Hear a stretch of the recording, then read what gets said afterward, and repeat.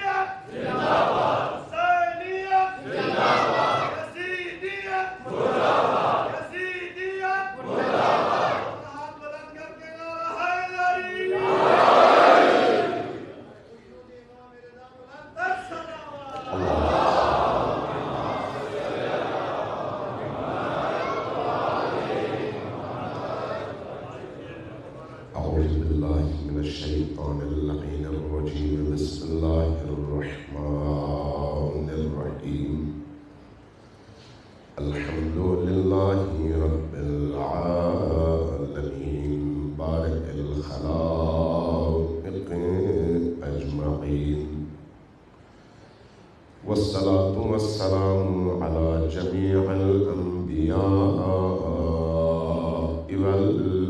والمرسلين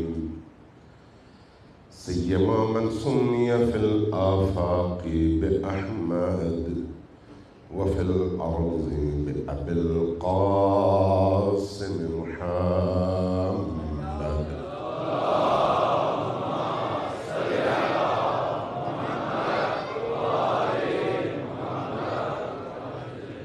والصلاة والسلام على أولاده الطيبين الطاهرين المعصومين الميامين واللعنة الدائمة على أعدائهم أجمعين من يوم عداوتهم إلى قيام يوم الدين.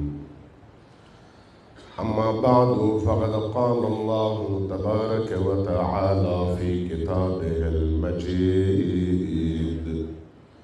وهو أصدق القائلين وقوله الحق.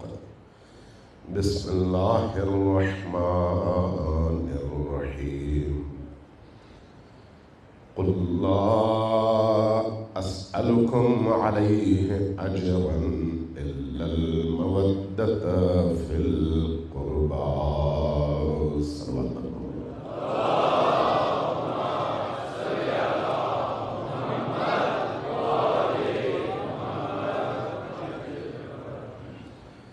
برادران گرامی اور عزاداران سید الشہداء،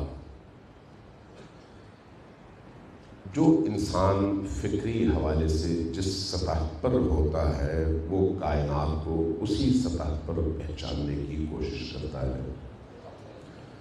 جو جتنا پست ہوگا اس کی معرفت بھی اتنی چھوٹی ہوگی، جو جتنا بلند ہوگا اس کی معرفت بھی اتنی ہی بلند ہوگی۔ جو کسی کنویں کے اندر سے دنیا کو پہچاننا چاہے گا اس کو ساری دنیا کا نقشہ ایک کنویں کے اندر نظر آئے گا، لیکن اگر ایک انسان آفاق اور افلاک کی وسعتوں میں کھو جائے اور ان بلندیوں تک پہنچ جائے تو اس کے بعد جب وہ اس عالم کو پہچاننا چاہے گا تو اس کی نگاہ اتنی ہی وسیع ہوگی جتنا وہ بلندیوں پر ہوگا۔ یہی وجہ ہے کہ ادیان میں بھی اللہ کی شناخت کے جو ذرائع ہیں، ان ذرائع میں جو لوگ پستیوں کا شکار ہوئے انہوں نے اس طرح سے رب کو پہچانا، اور جو لوگ بلندیوں تک پہنچے انہوں نے اس طرح سے اپنے رب کو پہچانا۔ اس لیے اب بھی خود دین کے اندر، اسلام کے اندر ایسے بھی لوگ پائے جاتے ہیں جو اللہ کو اپنی طرح سے جسم سمجھتے ہیں، اپنی طرح سے بدن کا مالک سمجھتے ہیں، چونکہ اپنی دنیا میں گم ہیں، اس سے باہر نکل نہیں سکے۔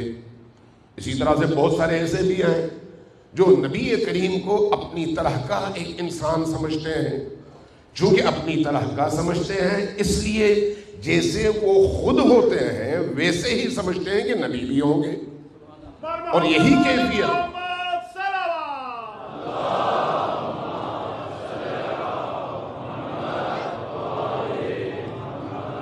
وعجل فرجهم، اور اسی طرح سے جس طرح سے وہ اپنے آپ کو سمجھتے ہیں اسی طرح سے اہل البیت علیہم السلام کو بھی سمجھتے ہیں۔ لہذا جب وہ دین کی بات کریں گے تو اپنی اسی سوچ اور محدود فکر اور جس مقام پر وہ ہیں اس مقام سے دیکھ کر پہچاننے کی کوشش کریں گے۔ دین آیا ہے انسان کے دل کی تطہیر کے لیے بھی اور سوچوں اور افکار کی تطہیر کے لیے بھی۔ جب فکر کی تطہیر ہوتی ہے تو انسان اس طرح سے سوچتا ہے جس طرح سے خدا چاہتا ہے، انسان اس طرح سے دیکھتا ہے جس طرح سے اس کا رب چاہتا ہے کہ وہ دیکھے، اور اسی طرح سے جب دل کی تطہیر ہوتی ہے تو پھر کائنات کے اسرار اور رموز اس کے سامنے آشکار ہو جاتے ہیں اور اس کے سامنے سے پردے ہٹنا شروع ہو جاتے ہیں۔ لہذا اس بات کو ہمیشہ پیش نظر رکھیے گا کہ کون دین کو کس طرح سے بیان کر رہا ہے اور اس کی وجہ کیا ہے۔ جیسا وہ ہوگا ویسے دین کو پہچاننے کی اور بیان کرنے کی کوشش کرے گا۔ ہماری چونکہ گزشتہ جو گفتگو کا سلسلہ تھا وہ اہل البیت علیہم السلام کی شناخت کے حوالے سے تھا۔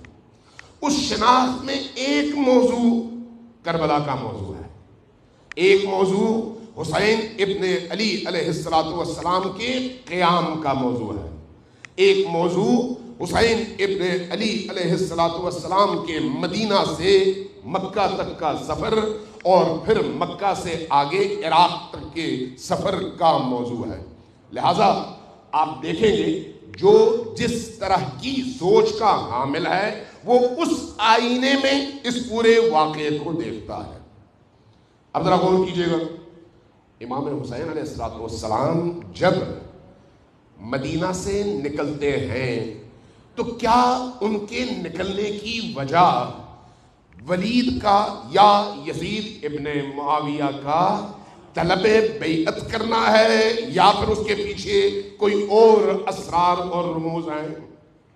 سوچنے کی بات ہے، اور سوچنے کا ایک مقام ہے، تحقیق کی بھی ضرورت ہے، سوچنے کی بھی ضرورت ہے، اور پھر حسین ابن علی کو اپنی طرح نہیں بلکہ حسین کے اپنے مقام پر رکھ کر سوچنے کی ضرورت ہے کہ جو ماحول تھا اس ماحول میں حسین ابن علی کا کردار کیا ہونا چاہیے تھا۔ صرف اپنی سطح پر بیٹھ کر جب ہم سوچیں گے تو پھر شاید ہم اس مقام تک، اس فکر تک، اس سوچ تک نہ پہنچ سکیں جو حقیقت کے مطابق ہے۔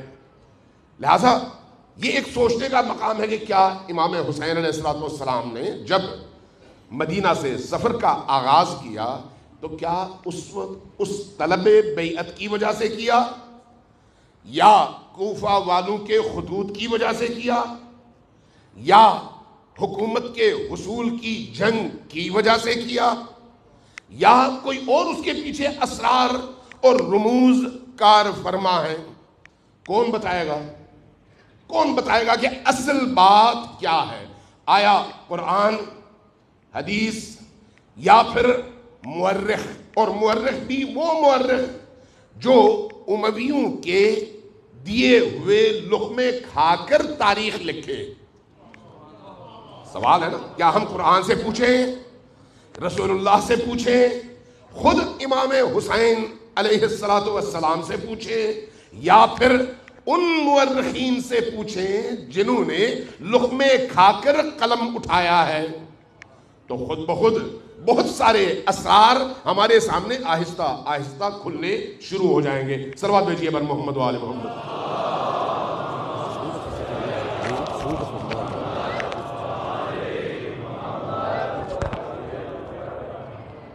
ایک دفعہ پھر صلوات بھیجیے بر محمد و آل محمد۔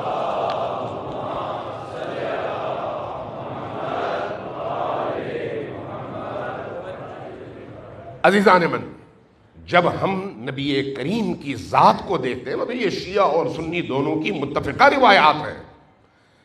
جیسے میں نے کل شاید اشارہ بھی کیا تھا کہ حسین ابن علی کا یہ جو قدم ہے اور قیام ہے، یہ لوح ازل میں خدا نے لکھا ہوا تھا۔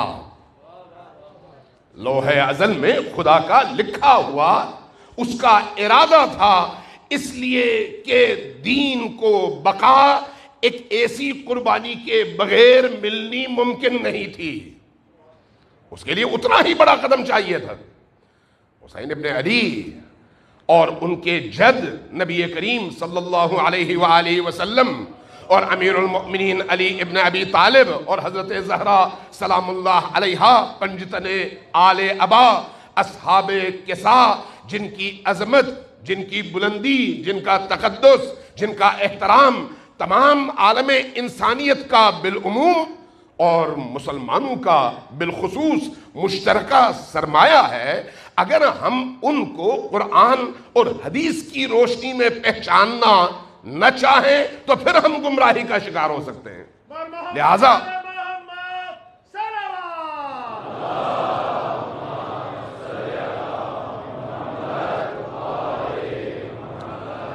ہمیں اس روشنی میں دیکھنا چاہیے کہ حسین ابن علی کا ہر قدم آیا حوادث کا رد عمل ہے یا پہلے سے سوچی سمجھی حکمت عملی ہے۔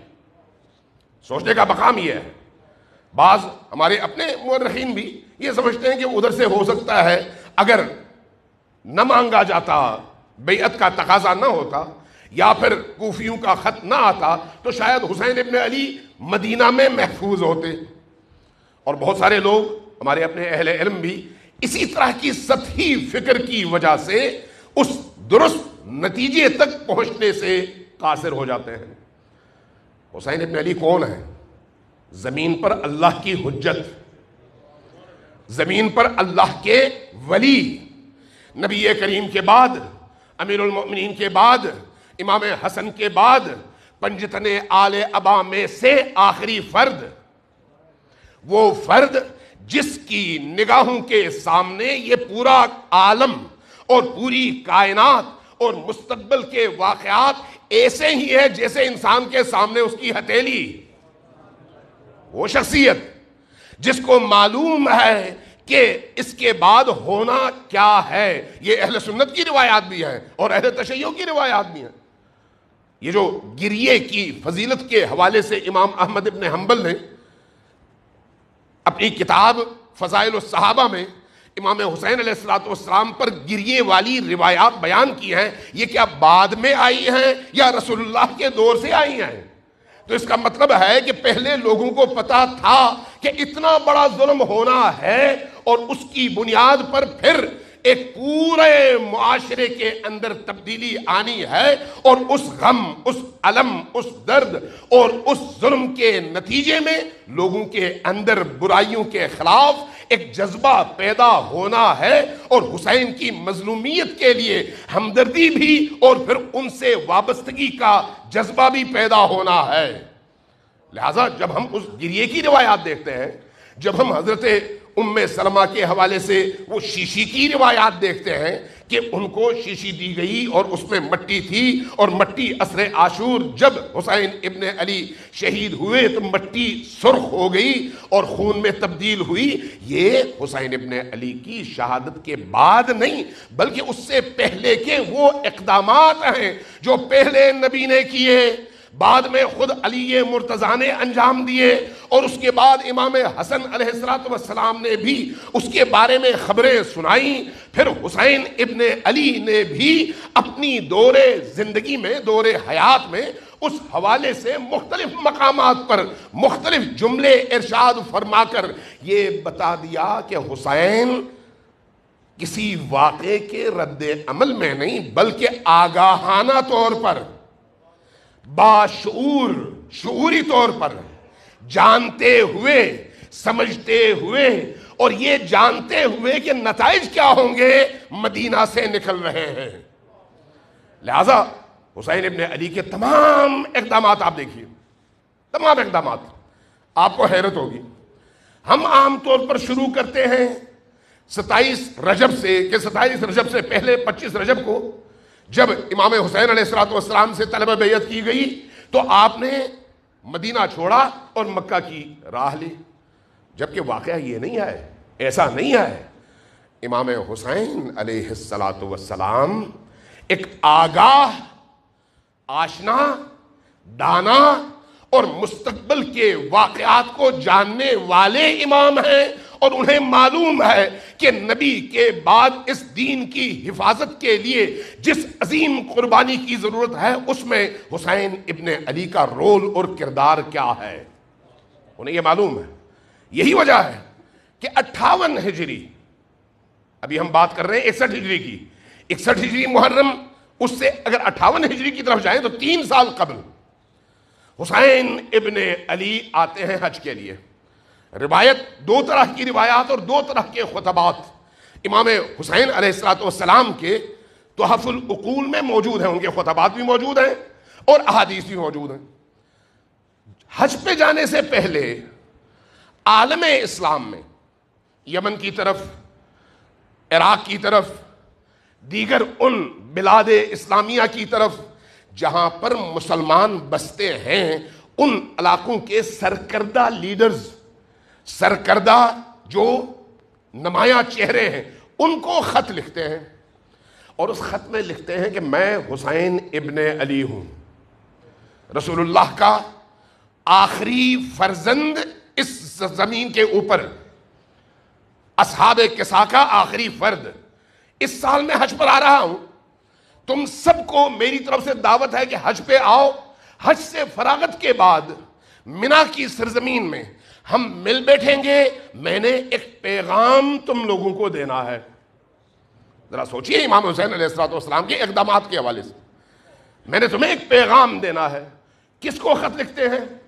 علماء کو، نمبر 1، ان علاقوں کے جو سرکردہ لیڈرز ہیں ان کو، اور ہماری اصطلاح میں مسجدوں کے جو ٹرسٹیز اور چیئرمین حضرات ہیں ان کو، بڑے بڑے خطیبوں کو، بڑے بڑے ائمہ جمعہ اور جماعات کو، ہر علاقے میں موجود ان قبائل کے سرداروں کو جو نمایاں طور پر دین کے حوالے سے پہچانے جاتے ہیں، ان تمام لوگوں کو خط لکھتے ہیں۔ خط لکھنے کے بعد حج پہ بلا لیتے ہیں۔ یہ کب کا واقعہ ہے؟ 58 ہجری کا۔ حج کا عمل انجام پاتا ہے ذی الحج میں۔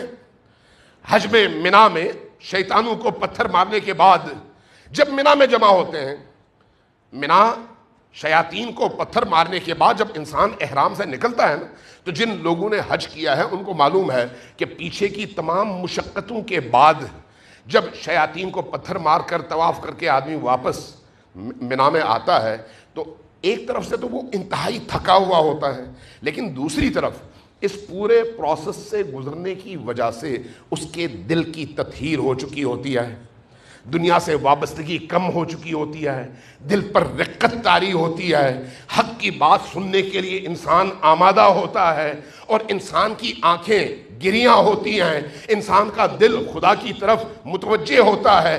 گویا منا میں ان آخری ایام میں اس حج کے پورے پروسیس کے نتیجے میں انسان باطنی طور پر پاک اور شفاف ہو کر تیار ہو چکا ہوتا ہے۔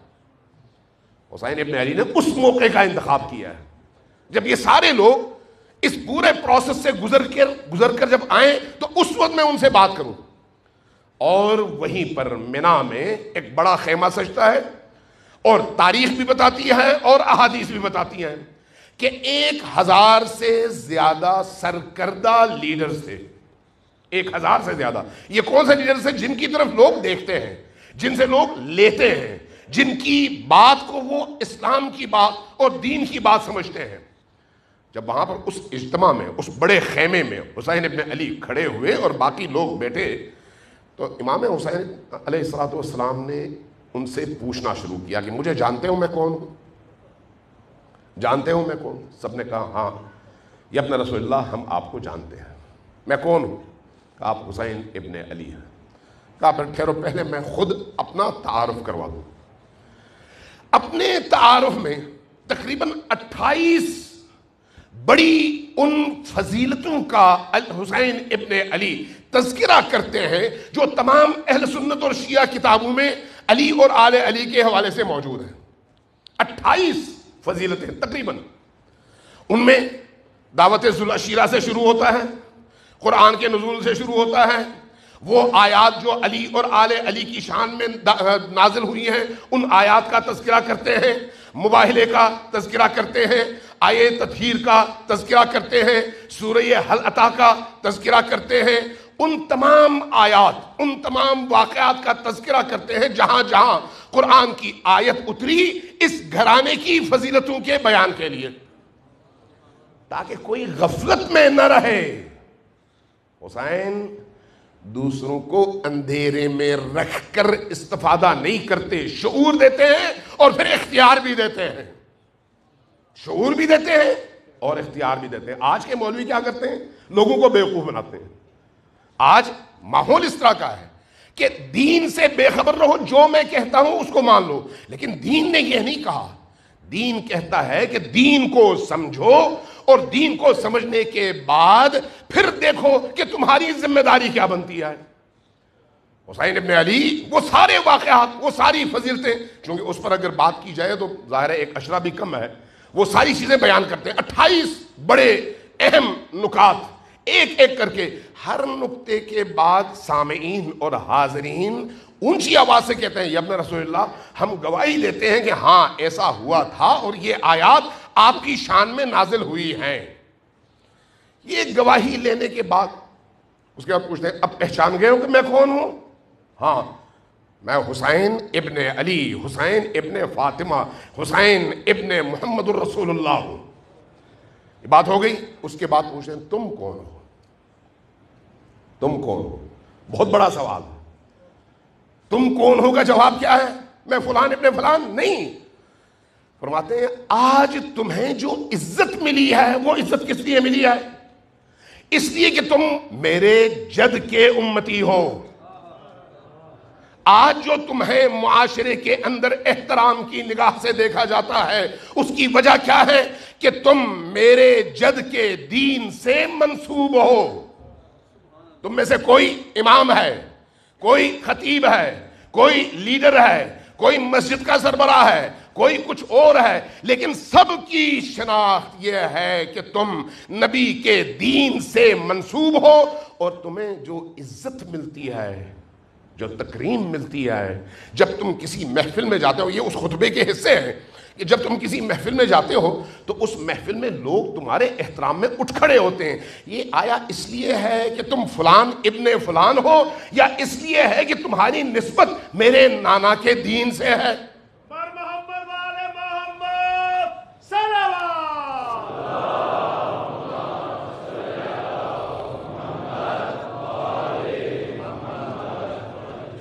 یہ جو 1000 انسان لیڈرز سرکردہ لوگ موجود ہیں وہ گواہی دیتے ہیں کہ اپنا رسول اللہ اس میں کوئی شک نہیں، ہمیں اگر عزت ملی ہے تو آپ کے جد کی وجہ سے ملی ہے، ہمیں احترام ملا ہے تو آپ کے دین کی وجہ سے ملا ہے، ہماری لوگ تکریم کرتے ہیں تو وہ آپ کے جد کے پیغام سے ہمارے جڑنے کی وجہ سے اور نسبت کی وجہ سے ملا ہے۔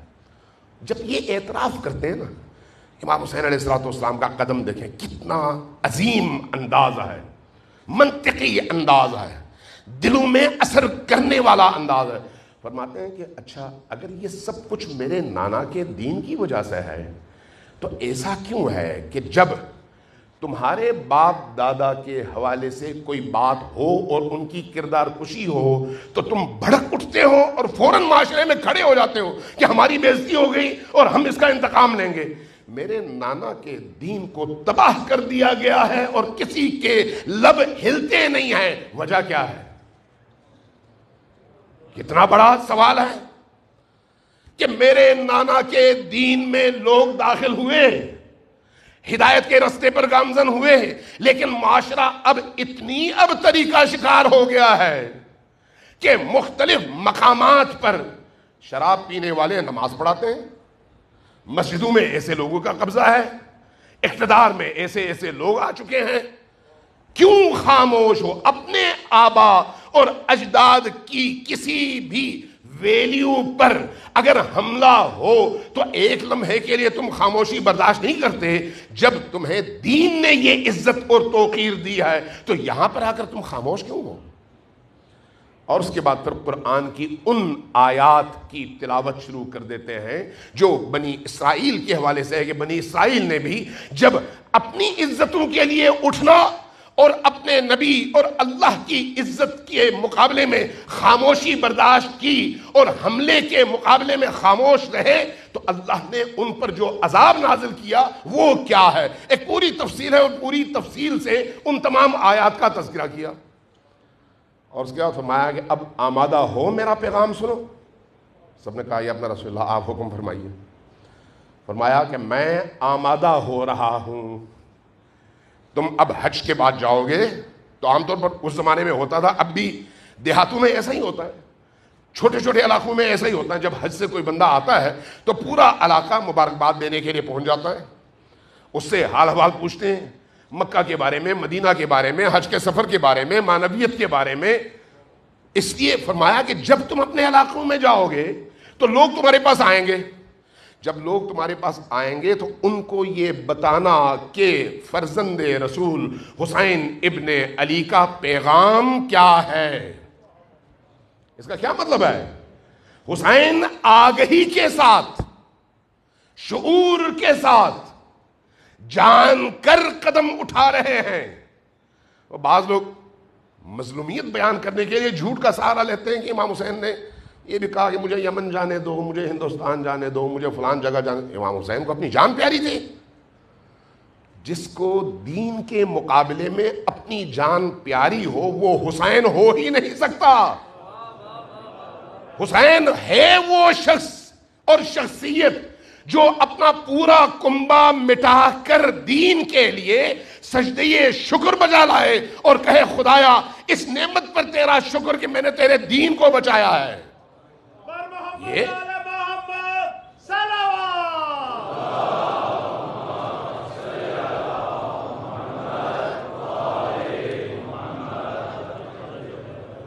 واقعہ گزر گیا، 58 ہجری گزر گئی، تاریخ گزر گئی، حسین ابن علی واپس آئے۔ اس کا مطلب یہ ہے کہ ذہنی طور پر بھی تیار ہیں اور شعوری طور پر بھی تیار ہیں۔ اب ذرا دیکھیے خود مدینہ میں کوئی آتا ہے کہتا ہے کہ اے ابا عبداللہ الحسین، آپ جب جانا ہی چاہتے ہیں، پہلے تو روکتے ہیں کہ آپ جائیں نہیں، کہتے ہیں نہیں میرا جانا ضروری ہے اس لیے کہ دین کی بقا کا مسئلہ ہے۔ کہتے ہیں اگر ایسا ہے تو پھر آپ بچوں کو لے کر نہ جائیں۔ بچوں کو لے کر کیوں نہ جائیں؟ اس لیے کہ آپ تو شہید ہو جائیں گے، بچے رول جائیں گے۔ حسین مسکراتے ہیں، فرماتے ہیں تمہیں نہیں پتا میں کیوں یہ کام کر رہا ہوں۔ حسین ابن علی انتخاب کس کا کرتے ہیں؟ خواتین کا، بہنوں کا، بیٹیوں کا، اپنے خاندان کے اندر شخصیات کا چن چن کر، ہر ایک کا نہیں، چن چن کر انتخاب کرتے ہیں، اور اس میں شیرخوار علی اصغر بھی شامل ہے۔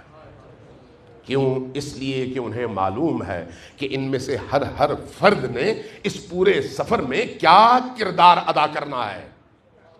آگہی کے ساتھ جا رہے ہیں، شعور کے ساتھ جا رہے ہیں، جانتے ہوئے جا رہے ہیں۔ اس لیے جب آپ مدینہ سے نکلنے لگتے ہیں تو آپ دیکھیے، آپ ایک وصیت لکھتے ہیں اور محمد ابن حنفیہ کے سپرد کر دیتے ہیں۔ تمام مورخین نے اور محدثین نے وہ خط نقل کیا ہے، تمام کتابوں میں موجود ہے، شیعہ سنی سب میں موجود ہے۔ کیا کہتے ہیں؟ سب سے پہلے اس خط میں جو آغاز ہوتا ہے، بسم اللہ الرحمن الرحیم، میں حسین ابن علی ہوں اور گواہی دے رہا ہوں کہ اللہ وحدہ لا شریک ہے۔ اس گواہی کی ضرورت کیوں پڑی؟ یہ تو رسول کے بیٹے تھے، رسول کے بیٹے کو اس گواہی کی ضرورت ہے کہ میں وصیت کرتے ہوئے گواہی دوں کہ لوگوں مجھے پہچانو، میں اللہ کو وحدہ لا شریک سمجھتا ہوں۔ ہاں ضرورت ہے، کیوں؟ اس لیے کہ حسین کو معلوم ہے کہ جو لوگ بعد میں اس کو دو شہزادوں کی جنگ قرار دیں گے وہ کہیں گے حسین تو نماز بھی نہیں پڑھتے تھے، جس طرح سے علی ابن ابی طالب کے حوالے سے ہوا، جس طرح سے اہل البیت کو معاشرے سے کاٹنے کے لیے بادشاہوں نے انجام دیا۔ اس لیے معلوم تھا کہ بعد میں کس طرح کے واقعات ہونے ہیں اور کس طرح کی کوششیں ہوں گی، لہذا ان کوششوں کا سد باب پہلے دن سے کیا ہے۔ اس لیے جب آغاز فرمایا وصیت کا تو اس وصیت کے آغاز ہی میں سب سے پہلی گواہی میں وحدہ لا شریک کی گواہی دیتا ہوں کہ اللہ ایک ہے۔ پھر اس کے بعد محمد الرسول اللہ، اللہ کے رسول ہیں، گواہی۔ اور اس کے بعد تیسری چیز فرمایا میں حسین ابن علی کیوں نکلنا چاہتا ہوں؟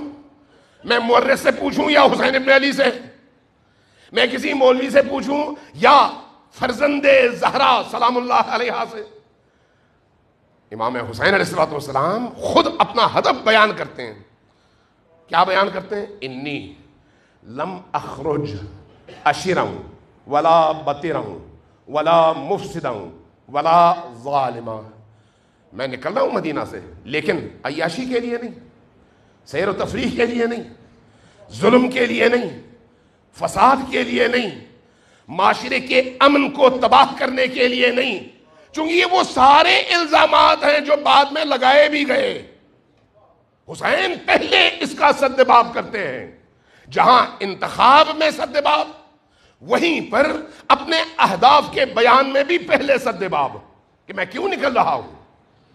یہ ساری باتیں بیان کرتے ہیں، میں اس لیے نہیں نکل رہا کہ یہ کام کروں، بل خرجت لطلب الاصلاح فی امت جدی، میرے جد محمد الرسول اللہ کی امت میں جو بگاڑ، جو فساد پیدا ہو چکا ہے، لوگ مسجد کو تفریح گاہ بنائے ہوئے ہیں، نماز پڑھتے ہیں اور بدکاری بھی کرتے ہیں، روزہ رکھتے ہیں اور حق کو باطل سے ملاتے بھی ہیں، ظلم کو دیکھتے ہیں خاموش بھی رہتے ہیں، تمام عبادی اعمال انجام پا رہے ہیں، لیکن اللہ کے دین کی روح کو ہر روز پامال کیا جا رہا ہے۔ یہ معاشرے کا ایسا فساد ہے کہ اس فساد کے مقابلے میں خاموش رہنا کسی بھی مسلمان کا شیوا نہیں ہو سکتا۔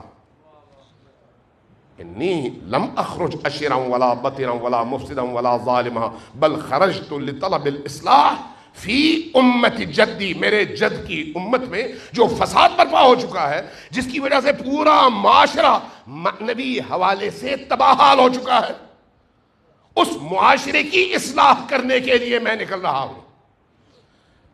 جتنی بڑی بیماری ہوگی آپریشن بھی اتنا بڑا ہوگا، جتنی بڑی مصیبت ہوگی سدباب کے لیے اقدام بھی اتنا ہی بڑا ہوگا۔ جب پورا معاشرہ فاسد ہو چکا ہو تو اس فاسد معاشرے میں موجود لوگوں کے مردہ ضمیروں کو جگانے کے لیے ضرورت ہے ایک ایسے آپریشن کی جس کے نتیجے میں علی اصغر جیسے معصوم کا گلا بھی کٹے تاکہ لوگوں کا ضمیر بیدار ہو. ضرورت اس چیز کی ہے. زینب کبریٰ کا پردہ اور چادر چھنے لیکن ضمیر بیدار ہوں کہ یہ کون تھے, یہ خوارج تھے یا پھر آل رسول تھے. چونکہ اگر ایسا نہ ہوتا تو کبھی بھی اصل دین اور نقل دین کے درمیان حد فاصل کھینچنا ممکن نہیں تھا. ذرا آج مجھے بتائیں نا, آج دنیا میں کوئی ہے جو حسین کو نعوذ باللہ باطل اور یزید کو حق کہے؟ کوئی ہے؟ نہیں ہے. کیوں؟ اس لیے کہ اس کے پیچھے قربانی اتنی بڑی ہے. اگر یہ قربانی نہ ہوتی تو باقی ہزاروں واقعات کی طرح سے حسین ابن علی پر بھی 1000 اعتراضات ہوتے اور یزید کی حمایت میں کتابوں کی کتابیں لکھی جاتی اور اوراق سیاہ کیے جاتے. اب بھی ہو رہی ہیں لیکن ان میں دم نہیں ہے. اب بھی ہو رہی ہے لیکن لوگ اس کو قبول نہیں کرتے. کیوں؟ اس لیے کہ سامنے واقعہ اتنا بڑا ہے. اس اتنے بڑے اور عظیم واقعے کو بھی جھٹلانے کی پوری کوشش ہوتی ہے لیکن لوگوں کا ذہن نہیں مانتا. کہتے ہیں نہیں, یہ تو ممکن نہیں ہے. حسین ابن علی اپنے قیام کے اہداف کو بیان کرتے ہیں. بیان کرتے ہوئے پھر لوگوں کے ضمیروں کو جھنجھوڑتے ہیں. الا ترون, کیا تم لوگ نہیں دیکھ رہے ان الحق لا یعمل بہ, حق پر عمل نہیں ہو رہا, والباطل لا یتناہا عنہ, اور باطل سے لوگ اجتناب نہیں کر رہے. جب ایسی صورتحال ہو کہ حق پر عمل نہ ہو اور باطل پورے آب و تاب کے ساتھ چھا رہا ہو تو ایسے موقع پر اگر کوئی مؤمن ہے تو اس کے لیے شائستہ یہ ہے فَلْيَرْغَبِ الْمُؤْمِنُ فِي لِقَاءِ اللَّهِ مُحِقًّا, کہ وہ مومن اپنی جان دے لیکن اس طرح کی بے راہ روی کو ایک لمحے کے لیے برداشت نہ کرے. یہ حسین ابن علی کا پیغام. اسی پیغام کے تحت حسین ابن علی نکلتے ہیں, اسی پیغام کے تحت. اور یہی پیغام ساتھ لے کر مکہ جاتے ہیں. مکہ جاتے ہیں منصوبہ بندی کے ساتھ, ناگہانی نہیں, ہدف کے ساتھ. اور جب مکہ پہنچتے ہیں عین 8 ذی الحج, جب تمام عالم اسلام سے, آج اگر کئی لاکھ ہیں تو اس زمانے میں بھی اپنی نسبت سے ظاہر بہت بڑی آبادی آتی ہوگی. عین اس ٹائم پہ جب سب کو یہ معلوم ہے کہ فرزند رسول حسین ابن علی حج کے موقع پر یہاں پر مکہ میں موجود ہیں, عین اس ٹائم پہ 8 ذی الحج جب سب لوگ حج کی تیاریوں میں پورے شوق کے ساتھ مصروف ہیں, حسین ابن علی اعلان کرتے ہیں کہ میں نے حج نہیں کرنا, میں جا رہا ہوں, میں مکہ چھوڑ رہا ہوں. اگرچہ فقہی طور پر ظاہر ہے پہلے امام حسین پہلے حج کر چکے ہیں اس لیے ان پر فرض نہیں ہے. اب یہ حج جو ہے مستحب ہے, اس لیے وہ اس مستحب حج کو عمرے میں تبدیل کرتے ہیں نیت سے اور اس کے بعد نکل آتے ہیں. لیکن دنیا کو ایک میسج دے رہے ہیں, وہ حج جس میں دین کی بقا نہ ہو حسین کو منظور نہیں ہے. حسین اس حج کی طرف پشت کرتے ہیں جہاں پر ظلم ہو لیکن حاجی خاموش رہے. کیونکہ حاجی جب آتا ہے منا کی سرزمین میں جو کچھ وہ اعمال انجام دیتا ہے ان میں آخری عمل کیا ہے؟ شیاطین کو پتھر مارنا. شیاطین کو پتھر مارتے ہیں, 3 بڑے پتھر کے بنے ہوئے شیاطین. یہ کیا ہے؟ ان پتھروں کا قصور کیا ہے؟ پہلے گڑھا تھا, بعد میں ستون بنا, اب جو ہے بڑی بڑی دیواریں بن گئی ہیں اور پھر ان دیواروں پر بھی منزلیں چڑھ گئی ہیں اور کئی منزلوں کی دیواریں. ان دیواروں کا قصور کیا ہے؟ کیا ایک عاقل آدمی, سمجھدار آدمی اس بات کو نہیں سمجھتا کہ یہ علامت ہے کہ جب تم اسلامی معاشرے میں جیو تو ہر شیطان کے مقابلے میں کھڑے ہو جاؤ اور شیطان کو پتھر مارو اور رحمان کے سائے میں آ جاؤ. کیا اس چیز کی علامت نہیں ہے؟ چونکہ تمام عبادات جہاں اس کی ایک ظاہری حیت اور شکل ہے وہیں پر اس کی ایک روح ہے, اس کا ایک پیغام ہے, اور وہ پیغام اصلاح نفس بھی ہے اور اصلاح معاشرہ بھی ہے. لہذا جب آپ نماز پڑھتے ہیں اس میں بھی یہی ہے, روزہ رکھتے ہیں اس میں بھی یہی ہے, حج کرتے ہیں اس میں بھی یہی ہے, باقی اعمال انجام دیتے ہیں اس میں بھی یہی ہے. حتیٰ حضرت ابراہیم کی قربانی کی سنت ادا کرتے ہیں، اس میں بھی یہی ہے، جب تک وہ روح نہ ہو اس عمل کی کوئی حیثیت نہیں ہے، وہ عمل صرف بظاہر عمل ہے۔ اس لیے کل میں نے روایت بھی پڑھی تھی آپ کے سامنے کہ ایک شخص اگر اس روح سے بے بہرہ لا تعلق ہو کر 8 کروڑ سال عبادت کرے، اس کی عبادت کی ایک ذرہ برابر قیمت اللہ کی بارگاہ میں نہیں ہے۔ صلوات بھیجیے بر محمد و آل محمد۔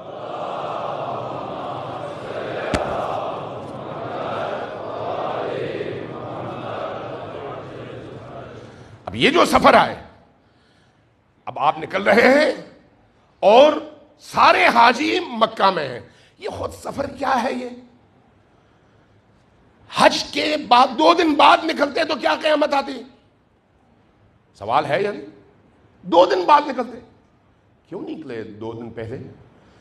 تاکہ بتا سکیں کہ ان سب مسلمان حاجیوں اور احرام میں ملبوس مختلف علاقوں سے آئے ہوئے مسلمانوں کے ذہن میں ایک سوال پیدا ہو کہ بھئی فرزند رسول نے حج کو ترک کیوں کیا اور عراق کی طرف نکلے کیوں؟ بہت بڑا سوال۔ اب اگر آگے آپ دیکھیں کہ امام حسین علیہ السلام چلے، کچھ لوگ پھر اس طرح کے اعتراضات کرتے ہیں کہ کوفیوں نے وفا نہیں کی، کوفیوں نے وفا نہیں کی۔ پھر کیا ہوا؟ سازشیوں نے امام حسین علیہ السلام کو گھیرا اور ان سازشیوں کی وجہ سے امام حسین شہید ہو گئے۔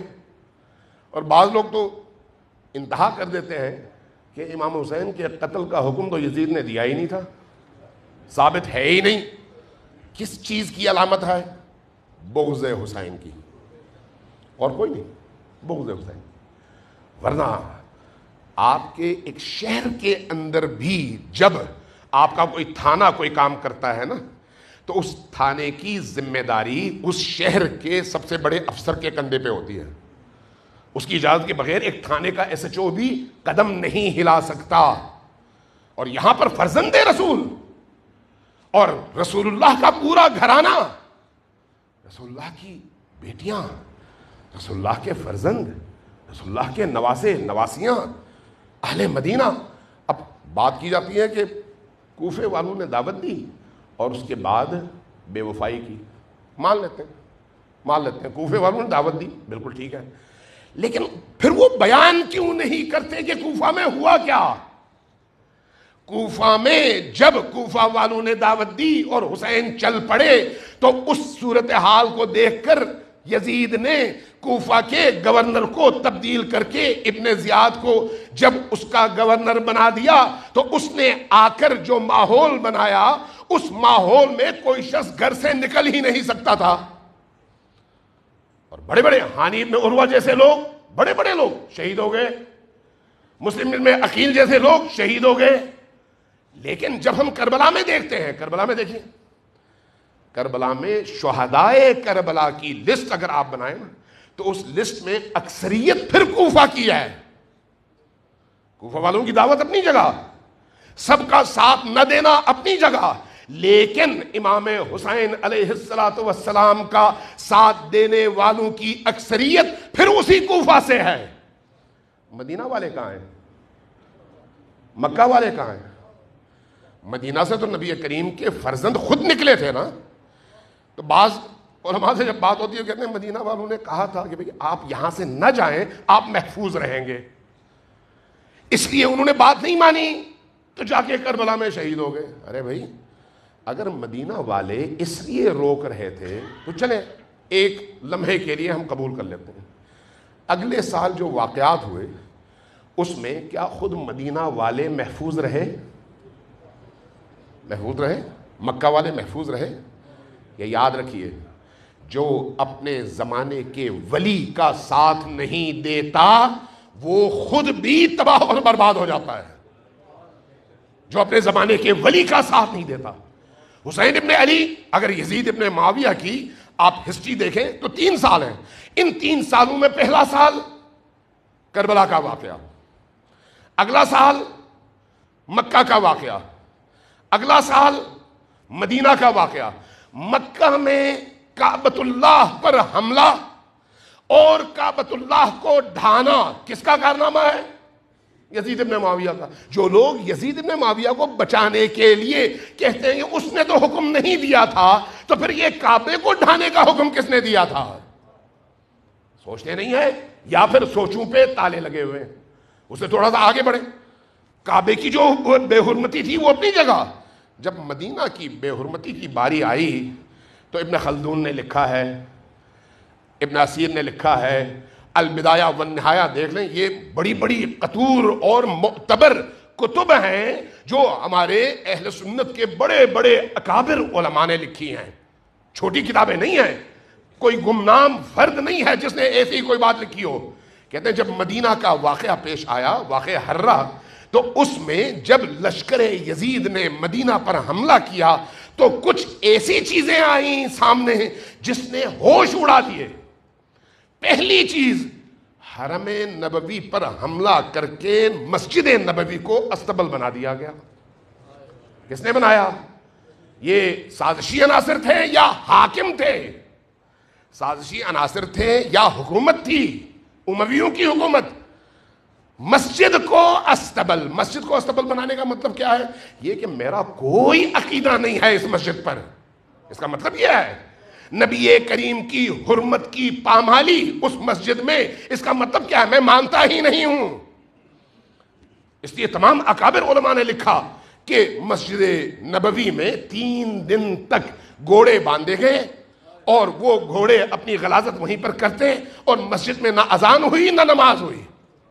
کہاں؟ مسجد نبوی، جس کو آج ہم سب ریاض الجنہ کہتے ہیں اور شوق سے جاتے ہیں. 2 رکعت نماز وہاں پر پڑھنے کی ہمیں فرصت ملے، نہیں ملتی. وہ متبرک ترین مقام، لیکن یزیدی لشکر کی نگاہ میں اس کی حیثیت کیا ہے؟ گھوڑوں کا استبل. دوسرا کام، 10,000 اہل مدینہ کا قتل عام. 10,000. ان 10,000 میں بعض لوگوں نے لکھا ہے سارے قاریان قرآن تھے، حافظان قرآن تھے، صحابہ کرام تھے اور تابعین تھے، بچے تبع تابعین تھے. ان لوگوں کا قتل عام کوئی معمولی بات ہے؟ تمام مورخین نے لکھا کوئی معمولی بات ہے نہیں. اس کے ساتھ اگلی بات، اہل مدینہ کی ناموس پر حملہ. ناموس پر. اب میری زبان پہ نہیں آ سکتا کہ اگلے سال مورخین نے لکھا کہ کیا ہوا مدینہ میں. جو لوگ حسین ابن علی کا ساتھ نہ دے سکتے ہو نا، تو پھر ان کو اس طرح کے حالات کے لیے تیار ہونا چاہیے. یہ ہے کربلا کا پیغام. کربلا حریت فکر انسانی کے لیے وہ استعارہ ہے کہ اگر کسی نے کربلا کے اس پیغام کو پکڑا تو اس کو عزت کے علاوہ کچھ نہیں ملتی. عزت، احترام، تقدس.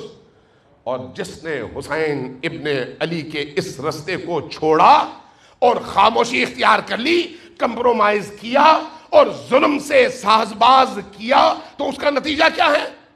اس کا نتیجہ پھر ذلت ہے، پھر رسوائی ہے. لہذا آج آپ دیکھیں تمام مسلمان، ہمارے اہل تشیع بھائی ہوں یا اہل سنت، حتیٰ غیر مسلم بھی، امام حسین کا جب تذکرہ آتا ہے تو سب کے سر جھک جاتے ہیں. سب کے سر جھک جاتے ہیں. اس وقت جو عراق میں ہوتا ہے، 40 کے ایام ہے، یہ تو عاشور کے ایام ہے. 40 کے ایام میں میں ایک وہ انٹرویو کسی عیسائی پادری کا دیکھ رہا تھا. جب اس رپورٹر نے اس سے انٹرویو لیا کہ آپ کیوں آئے ہیں 40 کی اس مشی میں امام حسین کے حرم کی طرف، جبکہ آپ کا خدا کا تصور اور ہے، نبی کا تصور اور ہے، آپ کی کتاب الگ ہے، کون سی چیز باعث بنی کہ آپ اس ہجوم میں آئیں؟ کیا جواب دیا اس نے؟ بڑا خوبصورت. کہا کہ ٹھیک ہے، ہمارے خدا کا تصور اور ہے، کتاب ہماری اور ہے، ہمارا نبی بھی اور ہے، لیکن انسانی ناطے سے ہم سب کا حسین ایک ہی ہے. حسین ایک ہی ہے. آج پوری عالم انسانیت کا حسین ایک ہی ہے. اس لیے بدترین لوگ بھی جب کسی بند گلی میں پہنچتے ہیں تو حسین کے دروازے پر جائے بغیر کوئی چارہ نہیں ہے. کوئی چارہ نہیں ہے. اس لیے یہ جو حسین کا غم ہے حسین کا علم ہے، حسین کا درد ہے، یہ امت اسلامیہ کا مشترکہ سرمایہ ہے، کسی ایک طبقے کا، کسی ایک فکر کا، کسی ایک مسلک کا، کسی ایک مکتب کا نہیں ہے، سب کا ہے، اس لیے کہ سب کے ضمیر حسین کے ساتھ جیتے ہیں۔ جس کے اندر ضمیر ہے وہ حسین کے علاوہ کسی اور طرف دیکھ بھی نہیں سکتا۔ لبیک یا حسین، لبیک یا حسین، لبیک یا حسین، لبیک یا حسین، محمد والے محمد صلی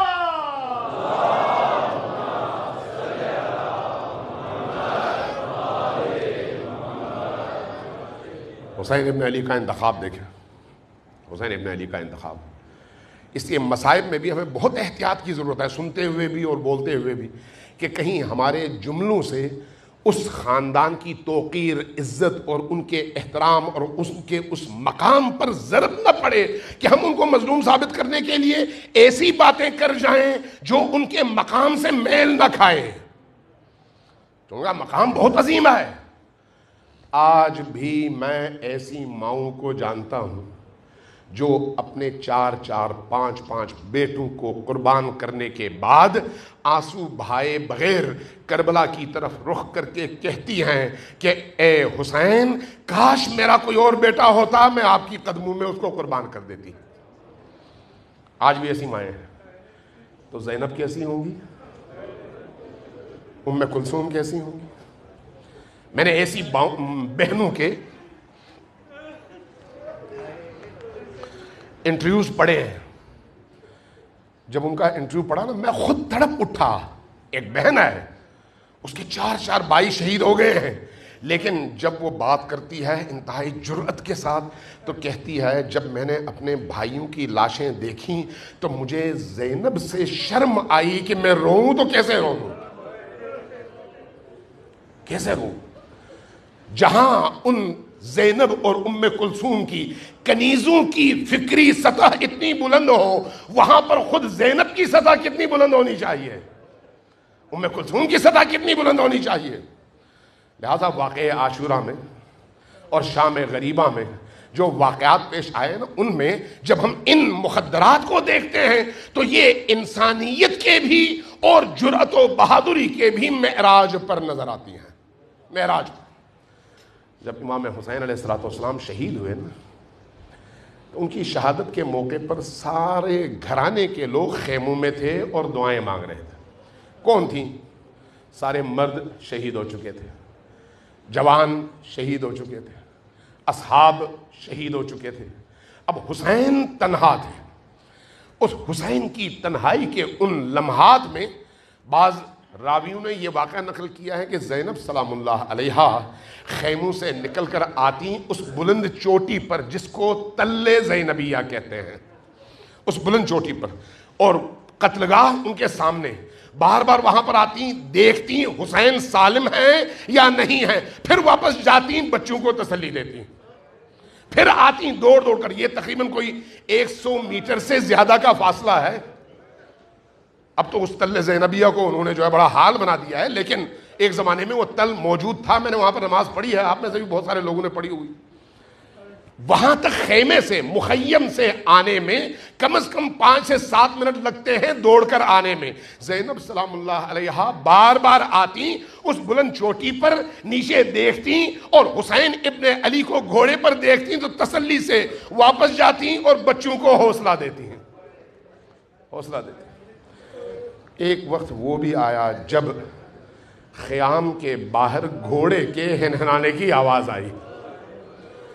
جیسے ہی ہنہنانے کی آواز آئی تو صرف زینب سلام اللہ علیہا نہیں بلکہ حسین ابن علی کی بیٹیاں بھی پردہ کھول کر باہر آئیں۔ کیا دیکھا؟ ذوالجناح موجود ہے لیکن حسین نہیں ہے، حسین نہیں ہے۔ کیا دیکھا؟ ذوالجناح نے اپنے رخسار حسین ابن علی کے خون میں تر کیے ہوئے ہیں اور آ کر یہ اطلاع دے رہا ہے کہ بچوں دیکھ لو حسین شہید ہو گئے۔ یہ جو منظر ہے یہ قیامت کا منظر ہے. اس قیامت کے منظر میں ایک دفعہ آواز اٹھتی ہے تمام مخدرات عصمت و طہارت کی اور نبی زادیوں کی کہ واہ حسینہ آپ چلے گئے، اب یہاں پر کیا ہوگا؟ مورخین نے لکھا ہے کہ کوئی پکار رہی تھی واہ حسینہ، کوئی پکار رہی تھی واہ اماں، کوئی پکار رہی تھی واہ علیہ، اور کوئی پکار رہی تھی واہ جدہ، کوئی رسول اللہ کو پکار رہی تھی، کوئی علی مرتضیٰ کو، کوئی فاطمۃ الزہرا کو، اور کوئی حسن اور حسین کو. اس کیفیت میں ایک دفعہ راوی لکھتا ہے کہ ان لشکر والوں نے خیمے کا رخ کیا تاکہ خیموں کو لوٹ سکیں، لیکن دیکھا اندر مخدرات ہیں لیکن پوری جرأت کے ساتھ کھڑی ہیں. اب ان کی موجودگی میں لوٹا نہیں جا سکتا تھا تو انہوں نے کیا کیا؟ خیموں کو آگ لگانا شروع کر دی. خیموں کو آگ لگانا شروع کر دیا. جیسے ہی خیموں کو آگ لگی چھوٹی چھوٹی معصوم بچیاں روتے ہوئے خیموں سے باہر آئی، روتے ہوئے، چھوٹے چھوٹے بچے اور چھوٹی چھوٹی بچیاں. راوی کہتا ہے کہ اس اثنا میں شمر ایک خیمے کے دروازے پر پہنچا تو کیا دیکھا؟ اندر ایک جوان ہے اور بے ہوشی کی کیفیت میں ہے، مریض ہے. اس نے تلوار نکالی تو دیکھا ایک مخدرہ کھڑی ہو گئی اور کھڑی ہو کر کہا اے شمر، اس کو قتل کرنے سے پہلے تم میری جان لو ورنہ ہم اجازت نہیں دے سکتے کہ حسین کے اس مظلوم بیٹے کو تم قتل کرو. کون تھی؟ زینب بنت علی. زینب بنت علی سید الساجدین کے دفاع میں زینب بنت علی کھڑی ہو گئی. راوی کہتا ہے حمید ابن مسلم ہے، وہ کہتا ہے کہ میں نے کہا اللہ اکبر، تم ایک بیمار جوان کو بھی مارو گے؟ تو جواب ملا ہمیں یزید نے حکم دیا ہے کہ حسین کے تمام بچوں کو قتل کر کے ان کے سر لاؤ. اس عرصے میں ابن زیاد کی جگہ اس عرصے میں عمر ابن سعد آیا، اس نے پھر اس کو روکا. روکنے کے بعد کہا خیموں کو آگ لگا دو لیکن قتل نہ کرو. خیموں کو آگ لگائی گئی. اب حمید ابن مسلم جو اس نے دیکھا وہ نقل کرتا ہے، چونکہ یہ راوی ہے خود یزیدی فوج کا. کیا نقل کرتا ہے؟ کہتا ہے کہ میں نے دیکھا جب ان خیموں کو آگ لگائی گئی نا تو چھوٹے چھوٹے بچے ان خیموں سے نکلے، مخدرات نکلی، کسی کے پاؤں میں جوتا نہیں تھا، ننگے پاؤں نکلی. اب جب وہ نکلی تو پھر لشکر یزید نے ان کی چادریں چھیننی شروع کر دی. اس منظر کو دیکھ کر کہتا ہے میرا دل جل رہا تھا اور میں رو رہا تھا. اس اثنا میں میری نظر پڑی ایک خیمے پر. اس خیمے کے باہر ایک اونچے قد کی خاتون تھی جو کبھی آسمانوں کی طرف دیکھتی تھی، کبھی زمین کی طرف، کبھی خیمے کا پردہ اٹھا کر اندر دیکھتی تھی اور پھر ہاتھ ملتی تھی، لیکن جرأت و بہادری کے ساتھ کھڑی تھی. میں نے یہ منظر دیکھا، پوچھا یہ کون ہے؟ جواب ملا علی کی بیٹی زینب ہے. میں نے پوچھا بھاگ کیوں نہیں رہی؟ جواب ملا اندر حسین ابن علی کا بیٹا سید الساجدین مدہوشی اور بے ہوشی میں ہے، بیمار ہے، اس کو چھوڑ کر جا نہیں سکتی. حمید کہتا ہے کہ میں نے جب یہ منظر دیکھا تو اس کے بعد میں نے دیکھا کچھ خواتین نے سہارا دیا اور اس جوان کو جیسے ہی وہ باہر لے کر آئی ویسے ہی آگ اس خیمے تک پہنچ گئی اور وہ خیمہ بھی جل گیا. حمید کہتا ہے، یہ میں حمید ابن مسلم کی روایت بیان کر رہا ہوں، کہتا ہے میں نے ایک منظر دیکھا کہ تقریباً 23 بچے ایک جگہ جمع تھے. 23 بچے. ہم نے پوچھا یہ کون بچے ہیں؟ کہا یہ اہل البیت کے وہ معصوم بچے ہیں جو بھوک اور پیاس کی وجہ سے پریشان حال ہیں. 23 بچے ایک جگہ. کہتے ہیں یہ جو 11 محرم کی شب ہے اس میں زینب سلام اللہ علیہا نے جب تمام خانوادے کو دوبارہ جمع کرنا چاہا تو دیکھا ان میں 2 بچے کم ہیں. ان 2 بچوں کو تلاش کیا تو دیکھا ایک جگہ ان کی لاشیں پڑی ہوئی ہیں. پیاس کی اتنی شدت تھی کہ بھاگ کر گئے یہ بچے، وہاں پر گرے اور وہیں پر جان اللہ کے سپرد کر دی اور شہید ہو گئے. حمید ہی کہتا ہے کہ میں نے ایک منظر ایسا بھی دیکھا. اس طرح کی ایک روایت امام صادق علیہ السلام سے بھی منقول ہے کہ ہم نے یہ دیکھا کہ حضرت زینب سلام اللہ علیہا ان بچوں کو تلاش کر رہی تھیں. اس اثنا میں دیکھا حسین کی ایک بیٹی نظر نہیں آ رہی. 2 واقعات، میں انہی 2 واقعات پر اپنی گفتگو ختم کرتا ہوں. حمید ایک واقعہ نقل کرتا ہے اور ایک واقعہ اہل البیت کی روایات میں موجود ہے. حمید کہتا ہے کہ میں نے جب یہ آگ لگی تو اس آگ کے دوران میں نے ایک بچی کو دیکھا، چھوٹی سی بچی تھی، اس کے دامن پر آگ لگی ہوئی تھی۔ جب میں نے اس کے دامن کو جلتے ہوئے دیکھا تو میں بھاگا کہ دامن کی آگ بجھا دوں۔ جب میں قریب گیا تو یہ بچی مجھے دیکھ کر ڈر گئی اور بھاگنے لگی۔ میں آگے سے آیا، بچی کو روک کر جب اس کے دامن کی آگ میں نے بجھائی تو اس بچی نے عجیب سی نگاہوں سے مجھے دیکھا، گویا آنکھوں ہی آنکھوں میں پوچھ رہی ہو کربلا میں اب تک جتنے بھی لوگ آئے وہ لوٹ رہے تھے، مار رہے تھے، جلا رہے تھے، تم پہلے شخص ہو جو آگ بجھانے کے لیے آئے ہو۔ اس کے بعد کہتا ہے میں نے اس بچی سے پوچھا، بیٹی یہ تمہارے رخسار سیاہ ہو چکے ہیں، تمہارے کان کی لو پھٹی ہوئی ہے، تمہارا بدن زخمی ہے، کون ہو تم؟ کہا حسین کی بیٹی۔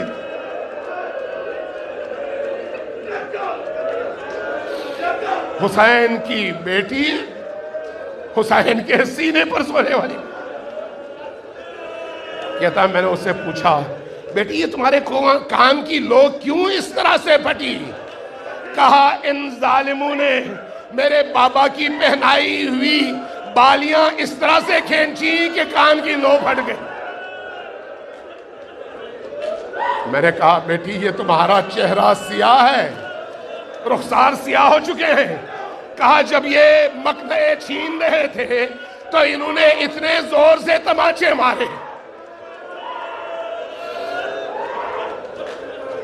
اتنے زور سے تماچے۔